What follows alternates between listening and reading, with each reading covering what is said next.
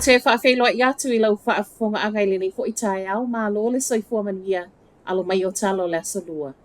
I tala to mua, pa ule lango mo le national le tusa ma le iunga o le palo ta whaapolokiki le One News ma o lea ua fo I mai na whaai unga wa mawhaina I le leiba o na osi lana faigamalo.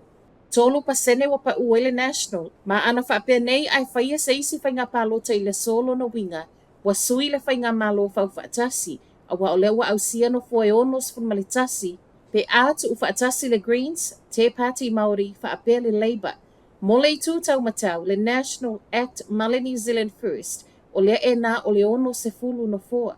I pati ta itasi o whai numero na whaelo mai ana polo o ilo aio le National e na o le fast fun male tolu ona no foa I to tono le mauta wa pa u le ono a o le Labour o le ua wha au popo le valu no foa. Ai mole pa le mia fia I tangata. O le ua pa u fo I Christopher Luxon le lua pasene ma o le mawala lo tele lea talu ona tūlai mai o I o le pale mia. Tasi afe tangata na Fesiligia le nei palo ta whaapolokiki whai le vaiaso tāluai mai le aso tolu se I o mai le aso fitu o Februari. O loo sa I lia pea leo le na tatuiina tulou le tamai Birkenhead I Aukilani. O le tama na Manunua liati ngai nai o le ana maue se tasi o tangata I le awauli o le aso lua o le vaiaso whaato a umatu ma o le ana ave ai loa I le falemai.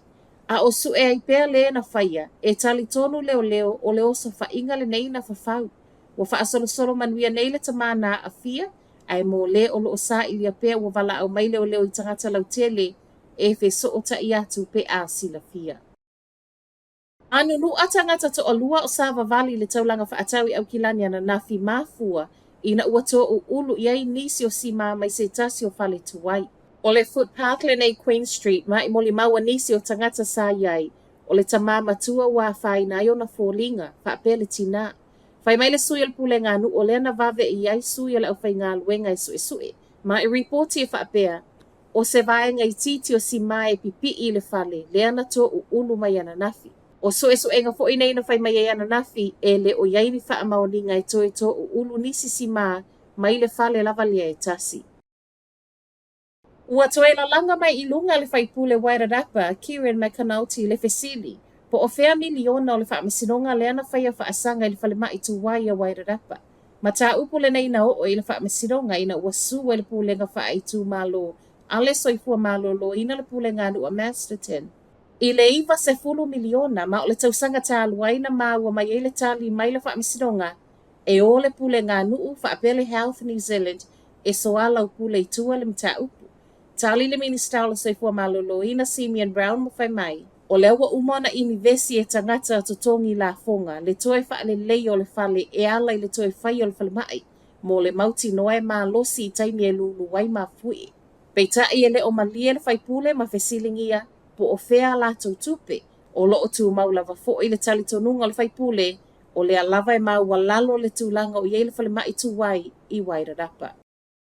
Ma tala muli o le masino Aperila le Amata I ngā luenga o le Golden Mile o Ueligitone po le poloketi e sanga whaalele iai awala mo Vale, awala Savali, whaapea awala mo Wila.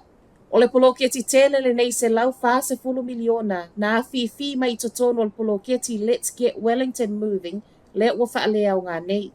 Ripotia le tio whaavau maloa ni usila o Aperila le ua tau e Amata I ngā luenga ma o se poloketi e le ngato le a whaalau tele awala Savali. Faaleleia awala mo Wila e whaapea le ave e seo ta vale mai nisi o awala. Ai ele I o oina le masino Aperila e mua whaailoa mai tangata lau tele le atoanga o fuanga mo le masina. Mai le pulenu o Wellingtone tore whanau e le o toe mamau whaailoa mai le atoanga o nei ngā luenga. A o tū malo si le pulenu o se poloketi e toe whaamata ngō fie masi I tia le tūlanga o le taulanga. Mai le Chamber of Commerce o Wellingtone o se poloketi o le a fia ai ma pisinisi. Tala nalo Radio Samoa, manuia le nei tai au.